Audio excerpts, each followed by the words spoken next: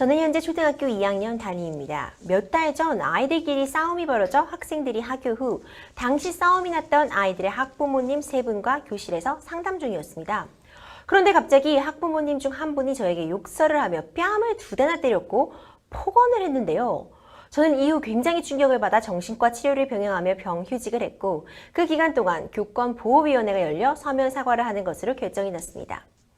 그런데 이 학부모가 서면 사과를 안 하고 버티고 있는데요. 저는 정말 참을 수가 없어 이 학부모를 상대로 고소를 진행하려고 합니다. 어떤 절차가 필요할지 상담 부탁드립니다. 아니 변호사님 어떻게 이런 일이 있을 수가 있을까요? 네, 그러게요. 근데 어떻게 아이를 가르치는 선생님에게 이런 행동을 할 수 있을지 좀 정말 당황스러운데요. 네. 사연 어떻게 보셨어요? 사실 뭐 저희 때만 해도 이런 일은 상상할 수 없는 그렇죠. 학교 다닐 때 그 일이었는데 요즘에 이제 아무래도 뭐 자녀 수도 적고 하다 보니까 한 자녀한테 좀 과도한 이제 이런 관심이 집중되고 이런 과정에서 좀 이런 학교에서 불미스러운 일들이 간혹 좀 생기는 것 같아요. 예. 굉장히 안타까운 사연입니다. 사과도 뭐 대면 사과도 아니고 서면 사과 명령을 받으신 거예요. 네네. 그런데 지금 안 하고 있다고 하는데 만약 서면 사과 끝까지 안 하면 어떻게 되는 거죠?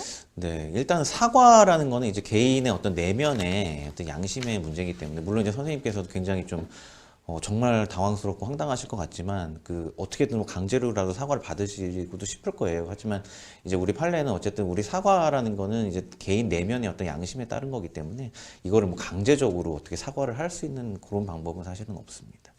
그렇군요. 네. 지금 그러니까 선생님께서 학부모님을 고소하겠다, 고소라도 불사하겠다 네. 이런 입장을 밝히고 계신데 뭐 명예훼손 내지는 모욕, 뭐 어떤 죄들 성립해 볼 수 있을까요? 네, 아무래도 뭐 사실관계만 두고 판단을 해볼 때는 이제 욕설을 이제 공개적으로 이제 화가 나 상태에서 하셨다고 하니까 물론 폭행도 있었지만 그 일반적으로 어떤 공공연하게 이제 상대를 향해서 어떤 경멸적인 표현을 하는 경우 이런 경우에는 아무래도 모욕죄가 성립할 가능성이 굉장히 높을 것 같아요. 네. 네, 모욕죄를 좀 집어주셨는데 네. 변호사님 왜 우리가 보통 얘기할 때 명예훼손죄랑 이제 모욕죄가 같이 얘기되는 네, 경우가 네, 굉장히 맞습니다. 많잖아요. 네, 네. 좀 많은 분들이 뭐가 다른지 구성 요건에 어떻게 차이가 있는지 궁금해하실 것 같은데 명예훼손과 모욕 뭐 어떤 차이가 있을까요? 네. 아무래도 요 두 가지에 대해서 굉장히 많이 궁금해 하시는데요. 일단 명예훼손부터 설명을 드리면 어떤 허위 사실이든 아니면 실제 사실이든 어떤 사실관계와 관련된 것을 이제 지어내든지 아니면 그거를 공공연하게 그 표현을 하든지 이런 경우 성립하는 게 이제 명예훼손에 해당하고요. 일반적으로 모욕죄라고 한다면 앞서 말씀드렸듯이 욕설 같은 경우처럼 어떤 특정인의 사회적 평가를 저하시킬 만한 추상적 판단이나 경멸적 감정을 표현하는 걸 얘기합니다. 이게 조금 이해하시기 어려우시다면 예를 들어 보자면 이제 추상적 판단이기 때문에 앞에 명예훼손, 구체적인 어떤 사실관계와 달리 그냥 일반적으로 뭐 이 사람에 대해서 뭐 그냥 뭐 참 나쁜 사람이라든지 뭐 이런 거겠죠. 그냥 어떤 사실관계를 떠나서 그냥 개인 주관적으로 느끼기에 이제 굉장히 모욕적인 어떤 언사 이런 경우가 이제 모욕죄에 해당한다고 보시면 될 것 같습니다. 그렇게 좀 명예훼손과 모욕을 좀 구분해 볼 수 있겠군요. 네. 지금 선생님께서 당시 상담을 진행하시다가 이런 봉변을 당하신 거예요. 네.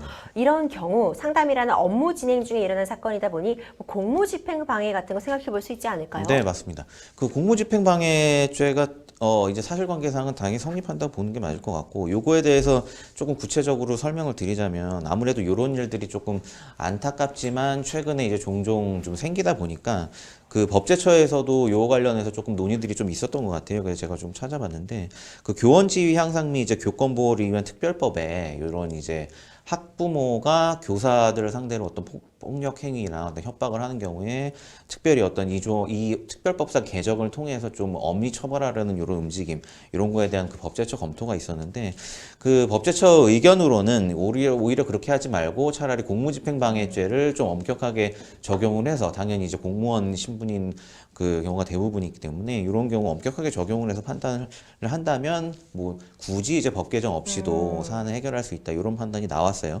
실제로도 폭행죄 같은 경우에는 뭐 그 징역 2년에 뭐 벌금 500만 원 요 정도에 해당하지만 만약에 이제 공무집행방해죄가 인정이 되는 경우 징역 5년에 벌금 1,000만 원 정도로 처벌 수위가 굉장히 높고 가중처벌이 되기 때문에 이렇게 이제 선생님에 대한 어떤 교권 침해까지도 뭐 미연에 좀 방지를 하든지 아니면 사안이 발생하는 경우에도 좀 엄하게 처벌할 수 있는 방법이 있기 때문에 이제 굳이 이제 특별법을 개정하지 않고도 충분히 이제 그 공무집행 방해죄로 처벌할 수 있다 이런 판단이 나왔고요.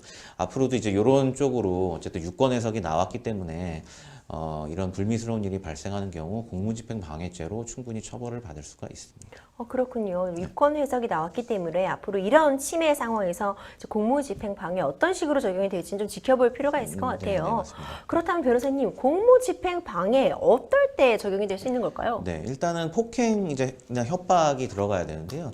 그리고 공무원에 대하여 일정 폭행이나 협박이 있을 경우 성립하는 건데 원칙적으로 이제 타인에 대한 일반인에 대한 협박보다 공무원이라는 거는 아무래도 이제 공익적인 일을 하는 경우가 대부분이겠죠. 특히 이제 교사분들 같은 경우 이제 아이를 가르치는 이런 숭고한 일을 하고 계시니까 이런 경우에는 폭행 협박에 대해서 특별히 가중 처벌을 하는 겁니다. 뭐 다른 어떤 폭행이나 협박죄에 비해서 뭐 특별한 어떤 구성 요건이 있는 건 아니고 단지 이제 공무원이라는 일종의 신분, 특정 신분에 대한 폭행 또는 협박이 있는 경우에 공무집행 방해가 성립을 하고요. 뭐 이 경우에 당연히 폭행 또는 협박이라 하면 폭행은 일정 뭐 물리력의 행사가 해당할 거고 협박이라 하면 어떤 뭐 아까 말씀드렸듯이 뭐 욕설을 하신다든지 이렇게 해서 해악을 고지하는 경우 이런 경우에 일반적으로 성립을 하게 됩니다. 그렇군요. 우리 사연 주신 사연자님께서 뭐 공무집행 방해든 뭐 모욕이든 어떤 식으로든 앞으로 뭔가 준비하실 때 좀 도움이 될 만한 팁 주실 수 있을까요? 네, 아무래도 뭐 서면 사과도 제대로 못 받으시고 또 이런 경우에는 상대방을 좀 엄히 처벌하고 싶은 마음이 좀 많으실 것 같아요. 근데 앞서 설명드렸듯이 뭐 일반적인 폭행 협박죄보다는 공무집행방해죄로 의뢰를 하는 경우에 훨씬 더 중한 처벌이 가능하니까 이런 경우에 뭐 선생님께서 공무원 신분이시라는 거는 명백하기 때문에 뭐 폭행에 관련된 거라면 뭐 아까 말씀드렸듯이 뭐 진단서나 뭐 각종 뭐 혹시 조금 상처가 있으시다면 이런 거에 대한 사진 아니면 협박이라면은 관련 녹취나 아니면 목격자 특히 이런 걸 뭐 봤던 교직원이나 아니면 뭐 학생들도 있을 텐데 이런 진술서 같은 게 있다면 추가적으로 고소를 진행하실 때 조금 그 이런 증거들을 같이 제출하시면 아무래도 처벌을 하는데 좀 더 유리할 것 같습니다.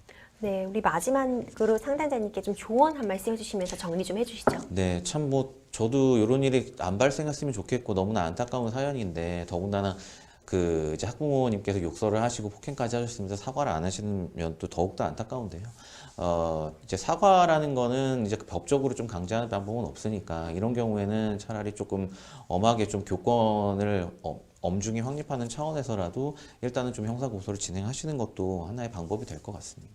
네, 우리 아이들을 가르쳐 주시는 선생님에게 아이의 부모가 어떤 행동을 해야 될지 다시 한번 생각해 보게 네, 하는 네, 그런 맞습니다. 사건이었던 것 같아요. 굉장히 안타까운 마음을 금할 수 없는데 아무쪼록 선생님께서 좀 제대로 좀 대처를 하셔서 피해 보상 받으시길 바라봅니다.